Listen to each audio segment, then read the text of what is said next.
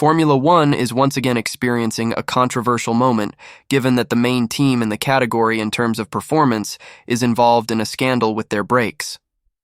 FIA was evaluating possible irregularities in the cars at the top of the category, and a kind of illegality was found in one of the main teams.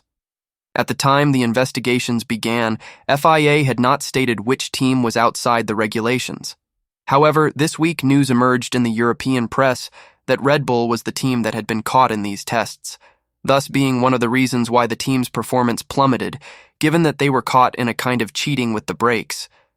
The point here is that it's really very strange that Red Bull has fallen so much in performance after the Miami GP. Not only has McLaren evolved, but Red Bull has also dropped in production, considering that before the team was the best in tire management, and from Miami onwards, McLaren took over that position. Moreover, after the Miami Grand Prix, Max Verstappen has been complaining left and right about the lack of feeling in the brakes. After this Grand Prix that marked this year's Formula One, Max Verstappen complains in almost every Grand Prix about the fact that the RB20 doesn't brake well, since in theory, FIA would have informed Red Bull about the discovery of such illegality that gave an advantage to Red Bull, allowing them to brake better and ensure that the car doesn't lock the tires in a strong braking. The news is that Red Bull was placing a switch on the rear part of the brakes.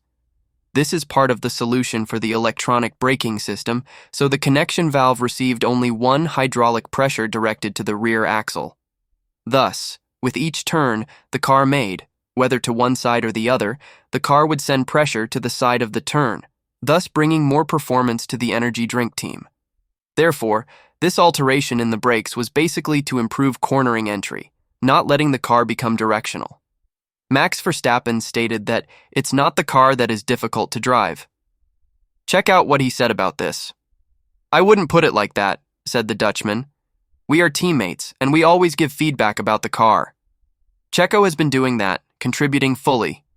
We can't deny that the last few weeks have been unfortunate, especially in the qualifying session at Silverstone.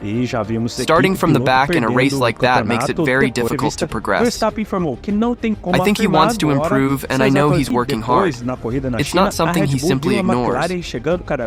I hope that here in Hungary, if the car adapts better to his driving style, things can work better.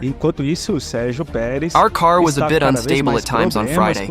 We were looking for balance all the time, and as a driver it's difficult to be insistent in these conditions. It's unfair to say it's all his fault, Verstappen defended. Once again, for me too, it has been an extra challenge in recent weeks.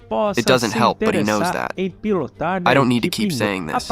It's natural, but I feel he's giving his best, and that's the only thing you can do. Pressure and stress won't improve the situation. We work as a team, and everyone is committed. We want to help each other to be better.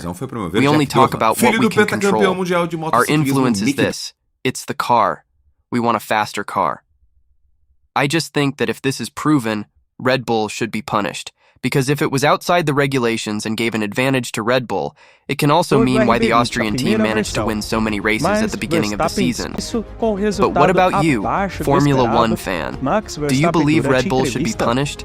Share your opinion in the comments. Thank you very much for watching until here. I hope you liked the video. Consider subscribing to the channel. Thank you very much, and see you next time.